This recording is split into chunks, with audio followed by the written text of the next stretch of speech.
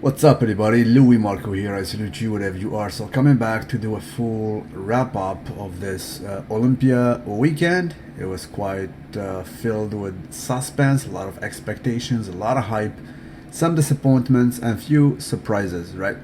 So, we start off with Kevin Lavroni, and you're out or no, you just noticed that this picture is not from 2016, let alone 2016 Miss Olympia, but in my humble opinion, and it is my case, it is the image I'll always have of Kevin Lavroni, right?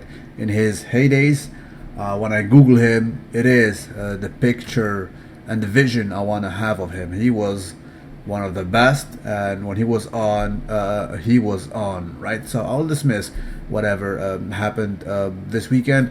It will not change the aura, or it will not affect the legend of Kevin Lavroni. And again, maximum respect and the highest salute to this gentleman. And for the record, a lot of you contacted me this morning. I just woke up at midday, by the way. You mentioned that he posted a video on YouTube where he spoke about some injuries, even in this prep. Some spoke about injuries in the chest and also in the knees. And you know what? I absolutely believe that. As a matter of fact, I have no doubt. I have not a single doubt, especially when it comes to his knees, that were not healthy. Although, he sent me, as you guys remember, a CT scan, actually, a radio scan of his knees like a few months ago. Because he told me, listen, I need to squat. To do better with these guys, I need to do squats. I have no choice, right? And he went to do some radios, and they came out clean back then, a few months ago, right? But listen, I had no doubt that his knees were not okay. That there's no way in hell. Of course, there is the age factor that might explain the fact that his legs were not up to par. But not only that, I guarantee you, with time, it is just normal, guys. It is just normal. With age, knees are no longer loyal no matter what. So they were absolutely not okay. His upper body was admittedly extremely more developed than the lower body, although it was not near his best shape. Granted, I think it was like about 70-75% of his heydays, but it was still okay compared to the lower body. That being said, again, maximum respect to Kevin Lavroni. He did a marvelous achievement. I think in our book, he ought to be saluted, and nothing, not age nor history, will affect that. Let's proceed to the main event. We have this gentleman. Quite frankly, I don't know his name, right? I just know that he is a spokesman, high placed gentleman in the Olympia. I don't know if he's with EMI or IFBB.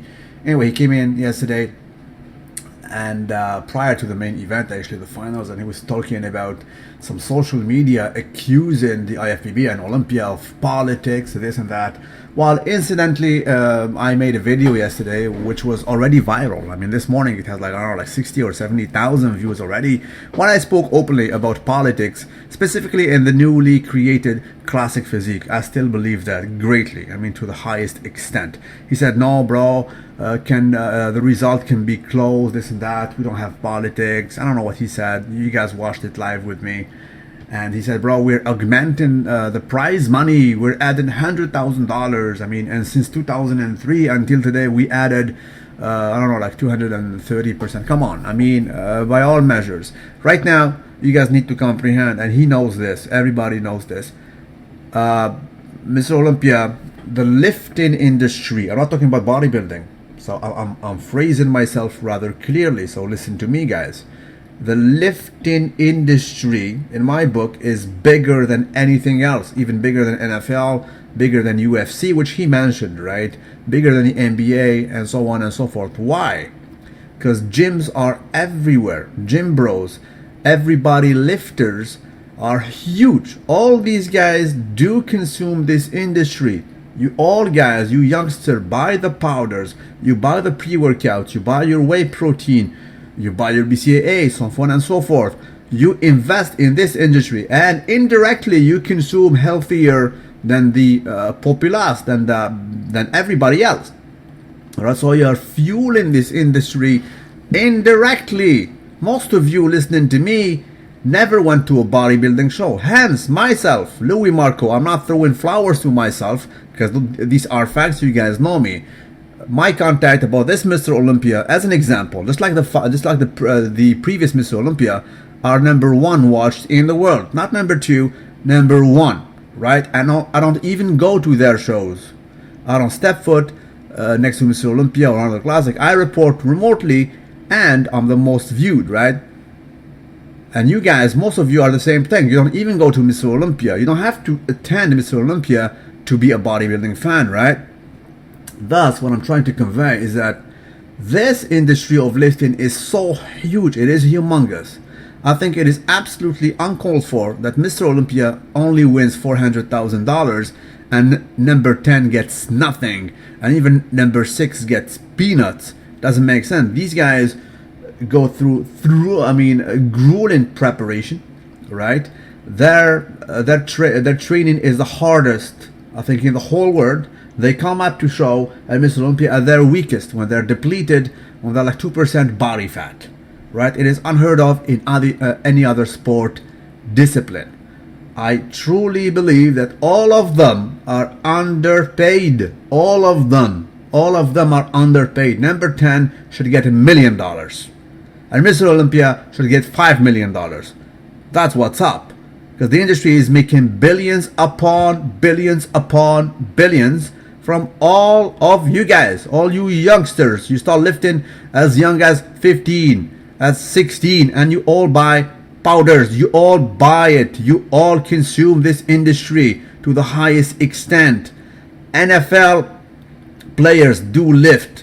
NBA players do lift. UFC fighters, they do lift. They all use our apparatuses. They all use our exercises. They all are fans of lifting. The lifting mentality is mainstream now.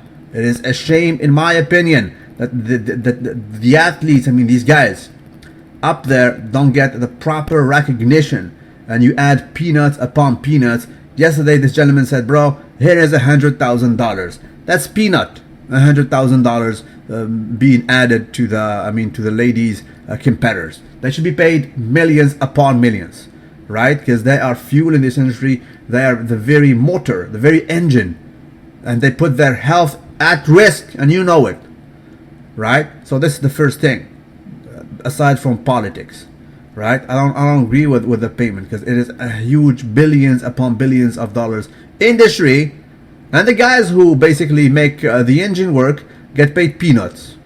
I think it's still a shame that Mr. Olympia received only $400,000, right? $400 should be given to the number 16th. That's just my opinion, guys, right? Proceed, shall we? Yesterday, this gentleman here, no hard feeling. I think his name is Shawn. I think he's an editor at Muscle and Fitness. Listen, Shawn, man, I don't know you. No harsh feelings, and no pun intended about what I'm about to see here. But bro, you were not on the ball yesterday. You messed up. The live broadcast, you alongside Dennis James, you just messed it up big time. You were not efficient, in my opinion. This is my humble opinion, for that job. You made mistakes that are absolutely uncalled for. When you said that Kevin Levrone should go to do physique, maybe because he has no legs, that's quite and utterly disrespectful towards a legend who put his health at risk to basically fuel and hype your event, and you greet him with that nonsense, with that disrespectful joke, right? I don't know how Dennis James could actually hold it next to you, and you call Joshua Justin, and you call Justin Jonathan, and you say Rolly Winkler won. I don't know. He won an Arnold Classic this year in South Africa, and Dennis has to correct you and tell you, bro, he placed second, and so on and so forth. Some rookie mistakes are absolutely not to be saluted. And Dallas McCarver, his rookie year, you invent some things, and no, you didn't get it. You were not on the ball. I truthfully and respectfully do not salute your presence yesterday at the microphone. That's what's up. Proceed, shall we? On the other hand, listen, I'm not even in speaking terms with Dennis James. I mean, I never talked to this guy. But you know what? He was on the ball yesterday. Dennis James, thank God he was there. I mean, thank God he was commentating next to Shawn, because without him, it would have been absolutely grueling to listen. And on the same page, I don't salute Amazon.com. Amazon, again, one of the biggest player in the multimedia industry. Connection was oil. Connection was not loyal. It was oil. Thankfully, ESPN had it live actually on YouTube mysteriously. I don't know if it's even the true ESPN, but that was a channel called ESPN Live, and it was absolutely properly broadcasted. Proceed, shall we? Okay, now the main event, the big boys, actually was kind of dramatic, right? Big Ramy, admittedly, in the prejudging was not on the ball, was not himself. He was absolutely the smallest I've ever seen him. Limit, undernourished in a sense. It was small. It wasn't even funny. He corrected that mildly in 24 hours, and it happens at their level. These guys eat a tremendous amount of calories, will you please. So he came in a little bit fuller, well, significantly fuller to say it properly. Whereas his main foes competition, I mean, they dragged back a bit, namely Shawn, Rhoden and Dexter Jackson. I mean, they even gained a little bit of bubble gut bonanza, and he started to dwarf them, which he didn't actually in the previous 24 hours. I mean, the pre-judging. I mean, over here, I mean, I have no idea how a judging can place Shawn Rhoden ahead of Big Ramy, and even if he's far, he's still way bigger than Dexter Jackson. So all overall, at the end of it, we all thought that this guy, Big Ramy, was due in battle for the second spot, right? But that didn't happen quite in that direction. The other half of the lineup and the top 10. Was there any controversy in it? I think so. I think that Josh was absolutely mistreated. This guy was the most diced to the socks out of the box gentleman on that lineup by far. He was replacing actually Dennis Wolf. He brought some crazy features. 261, 5'11". What else would you ask for him? It was truly Dorian-esque, and he was given number 9. I think that was absolutely uncalled for. He should have been higher. Same goes with Bubander. And even Bonac, we're going to talk about him in a few. So that's that. Big Ramy here, you can see that he became himself again. I mean, by God, I mean, go back and see the pre-judging pictures. His milestone front double biceps was absolutely small. His left biceps was kind of melted in a sense. Wow, what happened to him, right? But then again, as I said, he regained actually. He regained himself. And he was able to box and to be compared finally with the top. I mean, he is standing next to Mr. Olympia in that shot, right? Absolutely proper. He's not being dwarfed by nobody. He's just the biggest in this lineup. Mr. Olympia, though, quite frankly, I don't like his front double biceps this year. I voiced it since pre-judging, and it has nothing to do with the muscular development. It has to do with how the muscle flows. I mean, he seems to have a little bit of tension up there in these huge delts up there, and it will affect anything. You guys know, and he said it, and he shows it in his training. His lifting technique or his training is shoulder centric, very efficient. That's why he is very dominant in this muscle group. It's not only related to his genetics. Same goes with the other guy being trained by his guru, namely Jeremy Bondia, Mr. Olympia in the physique category. He has also a very shoulder-centric training, and that muscle group is basically dominant. While it is the connecting muscle group of the arm limb, just like the glutes are the connecting muscle of the legs limb, right? So it's a very centric or very essential. Everything revolves around it. I think it's over dominant this year, and the thing that is missing is some efficient stretching. And now he is 35 this year, I think, next to a 47-year-old, and this guy does not have trouble holding this pose properly. He can put his hands backward as it should be, So the tricep sweep is displayed properly. This year, Mr. Olympia seems to have a little bit of trouble, and by the same token, the lats don't look loyal in this pose. They're not displayed properly.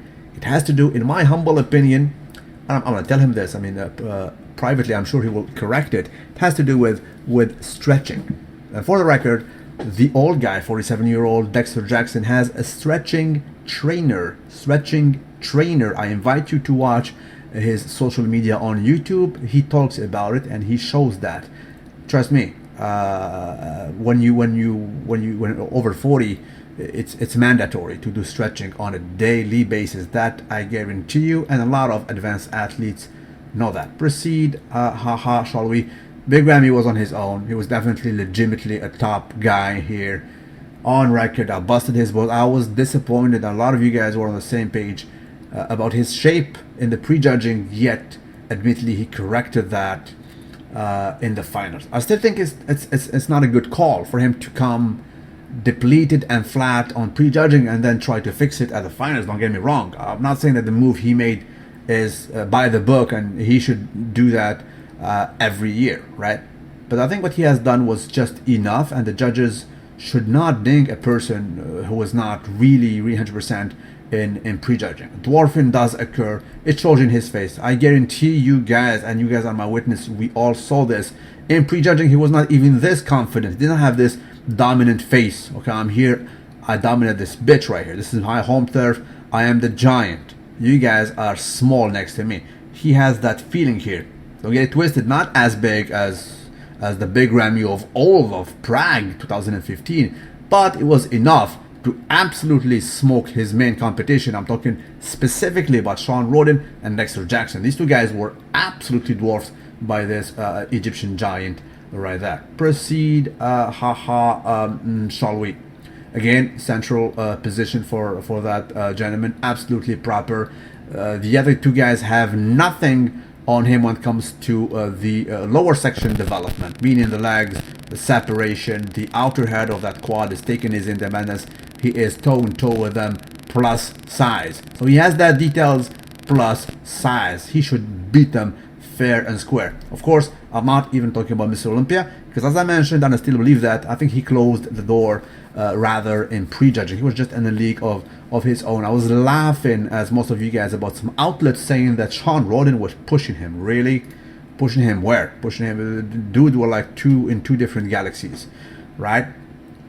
That's it. Phil Heath this year is not playing with angles, so Boobander is absolutely out-angling him, and this is a very interesting pose, because Boobander from the front have some features that are frightening even next to Phil Heath. I think he kills him in the most muscular pose, and that's a big statement. I repeat rather slowly. I think that Boobander Rolly Winkler smokes Phil Heath in the crab pose, and that's almost a religious sacrilege in a sense, because it's a take-home pose for Phil Heath. Phil Heath kills everybody close to him in that pose. I'm talking about the guys who are deemed to be in the top 4, top 5, but this year, a guy in the top 6, Boobander, is just on another playing field. I mean, that pose, I think it's just the best ever in the world. The most muscular pose, the crab pose of Boobander, hard to beat. It's unworldly. It's extraterrestrial. It's abnormal. It's frightening. It should be illegal, right? And believe me, I think it's better than that of Phil Heath. But then again, Phil Heath does not have to worry, because usually and even this year, he does not come close to him. He's not a threat at the throne because of this shot right here from the back. I mean, it showcases the very difference. Mr. Thickness, Mr. Ridges down there, 3D effect on the lower back, which unfortunately Boobander lacks in that department. Not fixable, not this year, so he's not there, right? A very interesting pose as well about Bonac, because Bonac resembles a small version of Phil Heath. Bellies, roundness everywhere, just balloons everywhere from the front and from everywhere, quite frankly. The only thing he was not able to duplicate in the same sense that as Phil Heath is the 3D effect of the back. I mean, some bulges coming at you, some frightening back. He does not have it as of yet, and it shows in the lat spread, back lat spread more specifically. Judges will always notice that. I mean, Phil Heath fixed it. Do it, because Phil Heath, I guarantee you, you youngsters, when he came in He won the first 2 pro shows. Not only he was small, but his back sucks. It was not even average. His back was a weakness. It's kind of funny. It's abnormal that in this life, somebody, a high-end bodybuilder, has a weak point, his back, and he renders it a strength. His back became the strongest back in the lineup right now. It is just unheard of. It's not Dorian Yates. Dorian Yates had always a good back, right? Even when he was small, when he played second to Momo Benaziza in 1990 in the Night of Champions, his back was very good, and then he just grow and grow and grow. Whereas Mr. Olympia, Phil Heath, completed and achieved successfully so a very metamorphoses, baby, please, unheard of. Quite frankly, I don't know how he did it.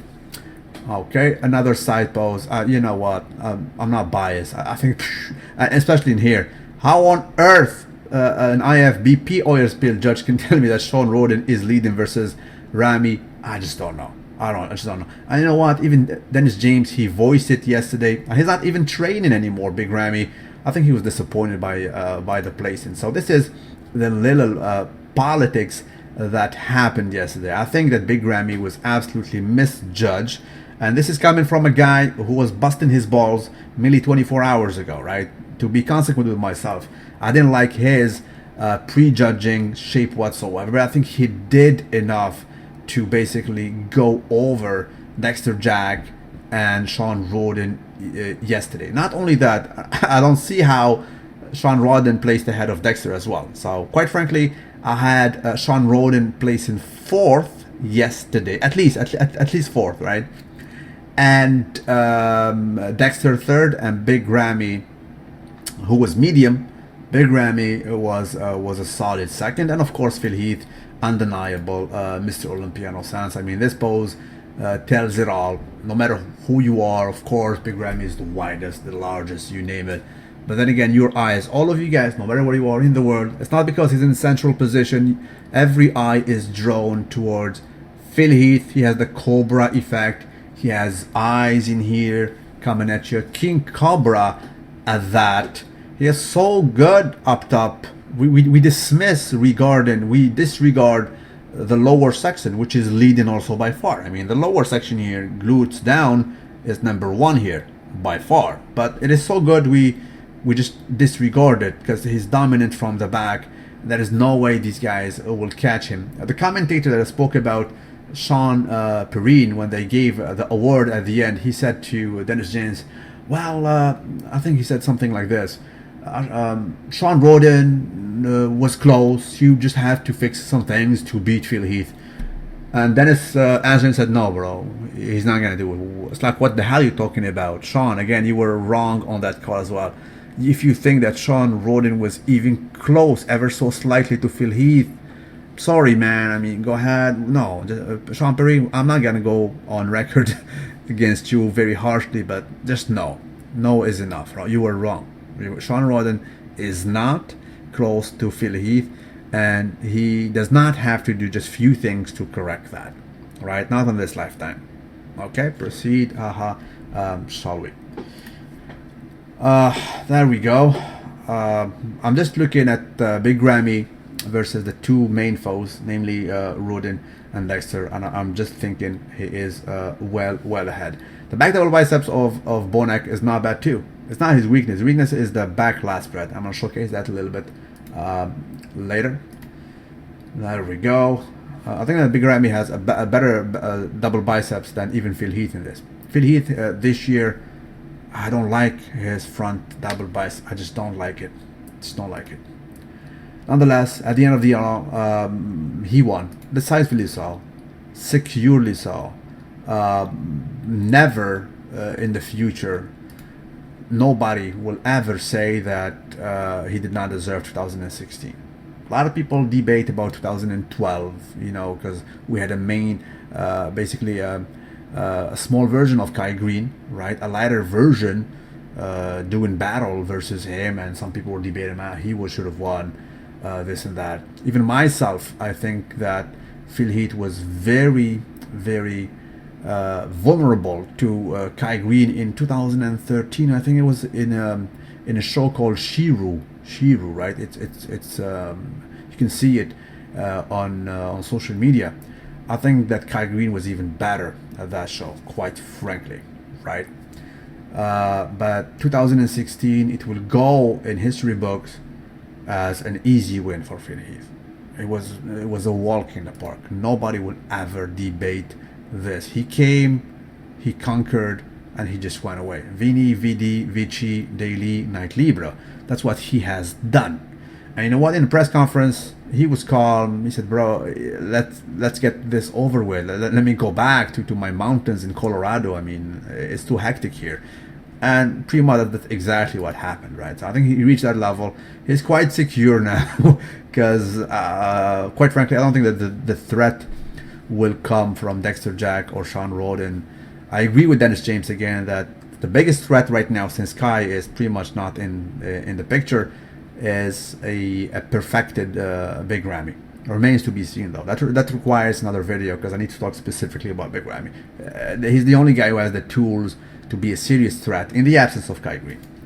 That's it. Proceed, shall we? So this is what he has done. He also afforded to do some classical poses, even with this mass development. This is a poster picture.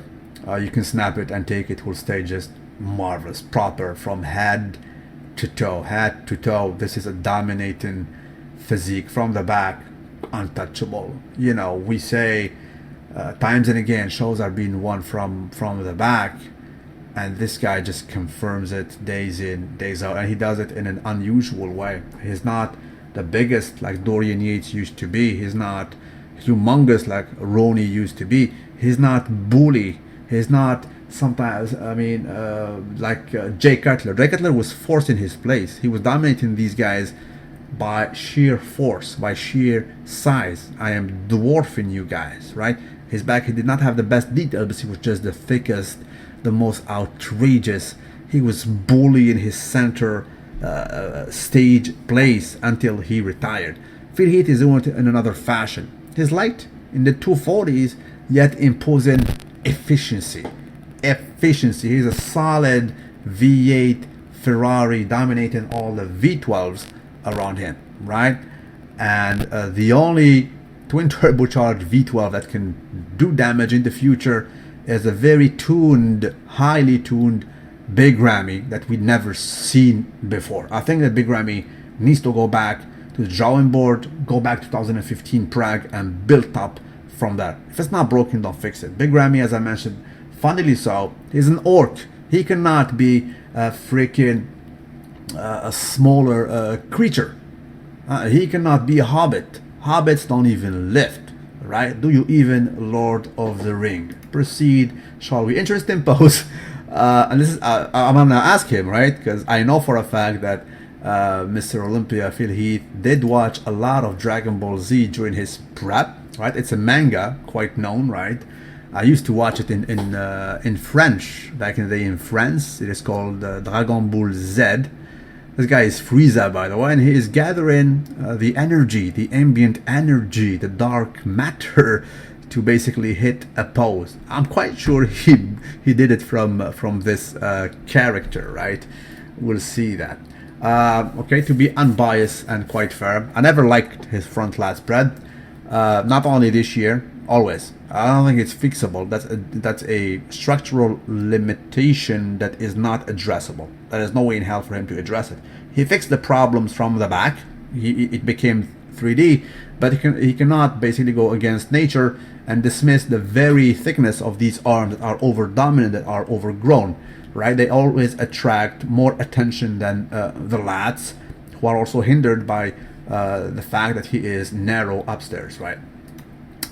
As I mentioned, I didn't like his front double biceps this year. We don't see the tricep sweep. I mean, this guy has one of the craziest tricep sweep. You know why? Because the hands are not backward efficiently. It's that there's a tension here somewhere that is not allowing the hands to go a little bit backward more. He can do it, but if he does it, maybe the midsection will not be tight, right? By doing so, he does not also allow the lats to be displayed properly, right? He needs to address that by some serious stretching. I know that Phil Heath also watches my videos on a daily basis. He talked actually to Abdullah, the trainer of Victor Martinez, he told him, bro, I saw the picture that Luimarco published on his YouTube. I mean, Victor has a serious back. Right, proceed, shall we? Now we arrive to the 212 categories, baby please.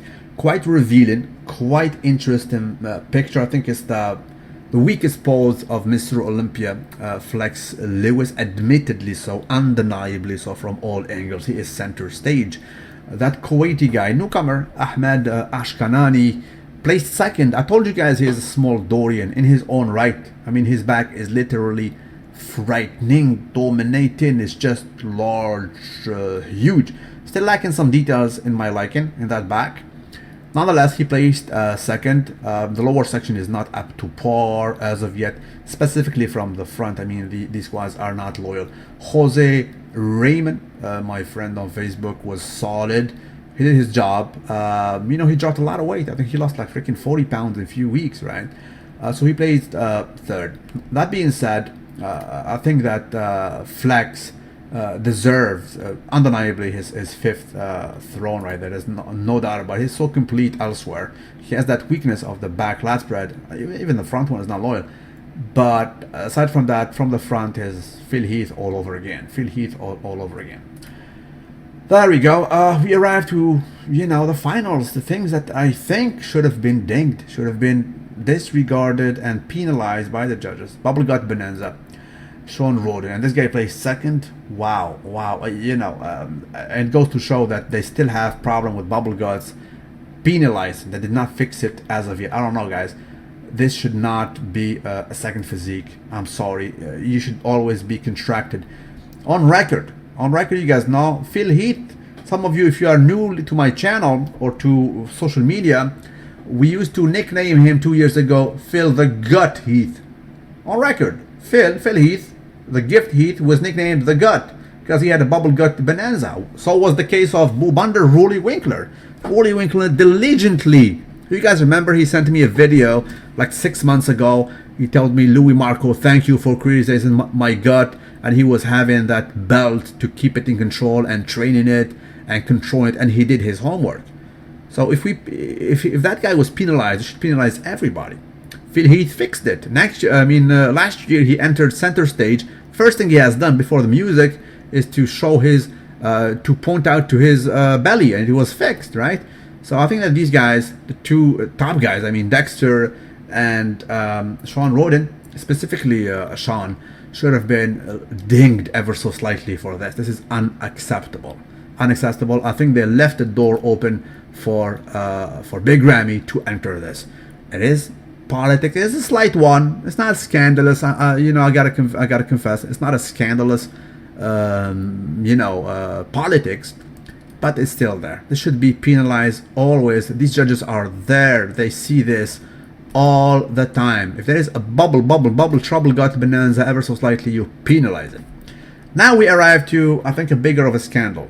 Classic physique, because it is eventful. The very first time they invented this new category to be somehow of a sweet spot between physique and the raw big bodybuilding game. Anyway, so these are the top four. First one is a gentleman called Hester. Second is a gentleman called Arash Rahbar. Third is a very known social media persona. Moving up from physique internationally is Sadiq Hadzovic, and Brian is another gentleman who placed number 4. I think it was controversial in so many regards. This was politics a lot. If there was politics yesterday, it was in this, right? Okay, the gentleman who won, quite frankly, his lower back is good. I think he's the best here, pretty much. He's really bad, just thick, bodybuilding oriented. That lower back, he's thick, solid. This guy does his deadlift seriously, right? Of course, there's a major contrast between him and Sadiq. Sadiq, I don't even know what he's doing here, right? I'm gonna move on to him. But even Mr. Olympia, I don't like this back double biceps. It's not contracted, not closed efficiently. This fashion of opening, flaring the elbows this way. No tricep sweep, bicep peak is not loyal. and admittedly his delts, I think they're dragging. Even next to Sadiq, they're dragging. Now these guys are basically limited by height and also weight, right? So the ratio can be a little bit different. But look at the difference between Sadiq and Brion. And for the record, Sadiq has beaten Brion. So I don't comprehend the metric that these guys are looking for. Are they looking for fatter guys or very conditioned guys like Brion? You get confused because in this case, they're having a not conditioned guy with absolutely no details in the back winning versus a very conditioned muscular guy, Brion. So what they are looking for. But on the other hand, they have a conditioned Mr. Olympia, slightly conditioned Mr. Olympia, but who is imbalanced, who is lacking a lot of very metrics from a bodybuilding standpoint, which this guy, this Persian Arash Rahbar guy, is plenty of. He's not overdone, he's not an overkill, the proportion is well, and that pose is absolutely proper with a seriously developed Chris Mystery. So what are you looking for? Quite confusing, quite confusing. Now we arrive to a side chest, and again Mr. Olympia center stage on several shots, not only this one. I mentioned this on record yesterday, and I have pictures all over the place. How on earth would you do a side chest without contracting your midsection and allowing a bubble gut or something that resembles a bubble gut to show, right? And since when actually the angle of a side chest is this flared? Do you even tricep sweep? I mean, even me, Natty, my tricep is more loyal than this. Not saluted. So what kind of metrics you are trying to showcase here? And it's called a side chest. Where is this chest bulge? Not there. I mean, this position is so low, not efficiently displayed, right? And you're next to a guy who absolutely destroy you in the chest department. His midsection is loyal, and that delt is on another level, right?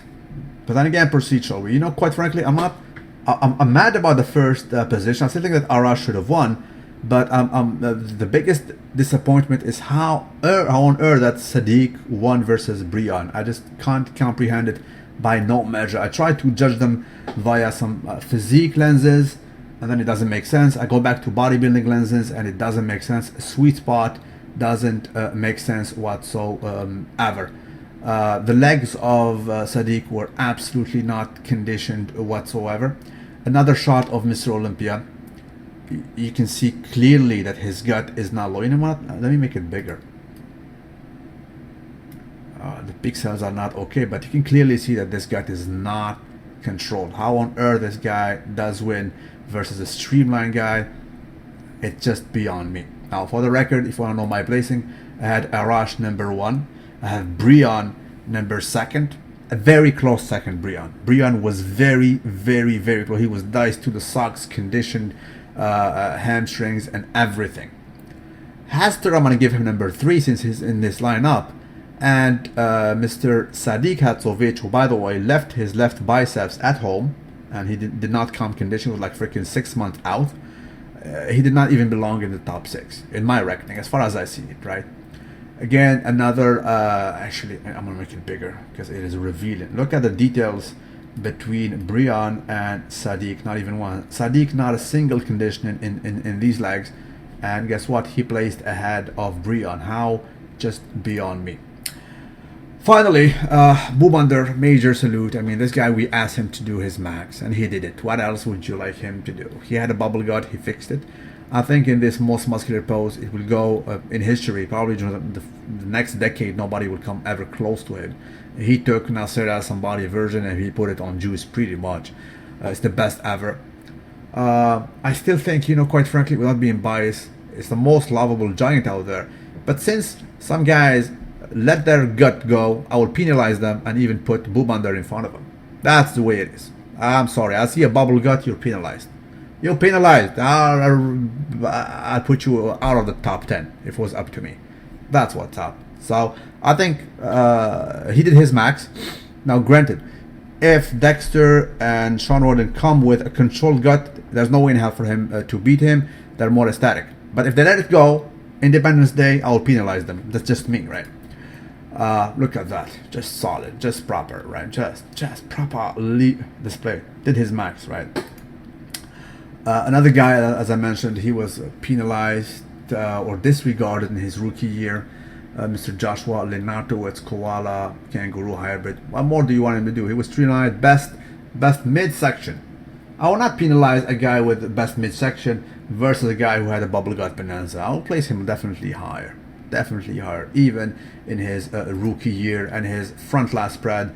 As Dennis James reminded you guys, and I mentioned that like 10 times already. As a matter of fact, my first video about him was that he was like the new Dorian, and he gets it. I mean, since Dorian, he resembled him in so many cues. It's not even funny. I mean, and quite frankly, I mean, the same metrics. You just need to make the back from the back look a little bit Dorian-esque, and that will be done. I mean, he resembled him in so many cues. It's not sensical. Bonac, marvelous guy. I mean, you know, I spoke to this guy, and he is so gentle, not even senseless. I think he's from Ghana originally. Right now living in the Netherlands. Listen up. Small version of Phil Heath from the front. Is that enough? Small version of Phil Heath? Pretty much. I mean, saturation. There is no void. Look, I mean, most muscular pose, you cannot see nothing behind that. He closes everything from the front. There is no way physically possible for him to overgrow beyond this. Where do you want him to grow muscle? His chest. Everywhere. Roundness, bellies, over bellies, over bellies. Shorter guy.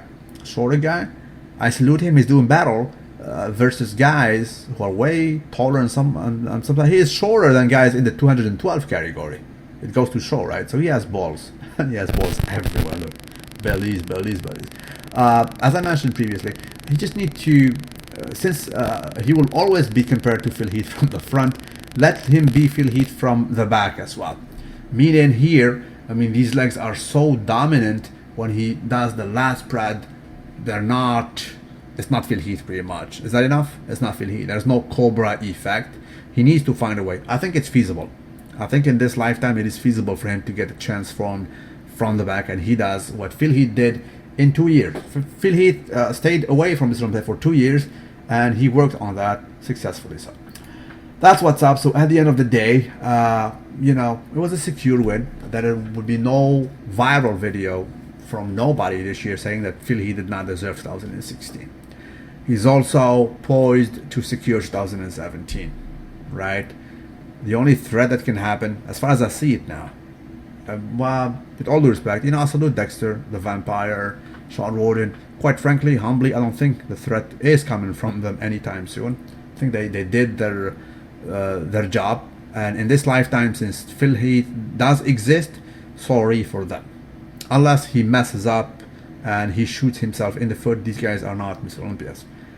A young chap, named Big Ramy, has to find a proper recipe. He tried a lot of things. His fourth Mr. Olympia this year was good, better, but by one spot. Even though he was dinged actually, but he was not a threat to Phil Heath this year. He was arguably, as I mentioned, better than Dexter and Shawn Rhoden, who let their bubble gut go. They opened the door rather greatly, but by no means he was a threat to Phil Heath.